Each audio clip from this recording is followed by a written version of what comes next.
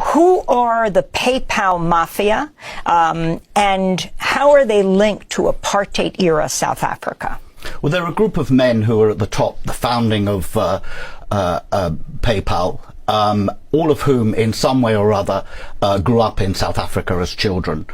You've got Musk himself, who was born in South Africa and lived there, went to high school there until he was 18. Musk's grandfather, Canadian grandfather, had been the head of the Canadian branch of a political movement in the 1930s called Technocracy Incorporated, which in essence wanted to scrap democracy in the United States and Canada and have technocrats rule the country, which might sound familiar.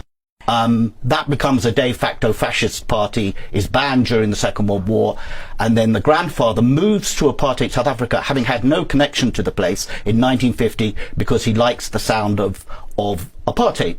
And even Errol Musk says of the grandfather, he was an open neo-Nazi. You got Peter Thiel, who was a co-founder with Musk of PayPal. Thiel was born in Germany, but brought to South Africa as a young child. His father was a mining engineer, lived in Johannesburg, and then moved to Southwest Africa, which was then a South African colony, is now Namibia.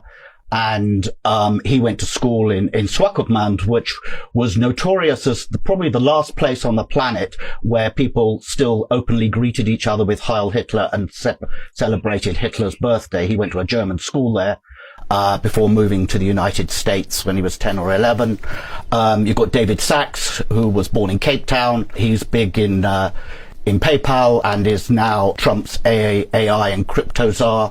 He moved to Tennessee as a relatively young child, but grew up in the white South African diaspora there. And you've got Roelof Botha, the grandson of Pik Botha, the last foreign minister of apartheid South Africa. He was the acceptable face of apartheid. You'll remember he used to run around the United States trying to put a gloss on how they were reforming things and that everything was getting better. So you see those four key people at the top of PayPal, and they all have this, very intimate connection to South Africa.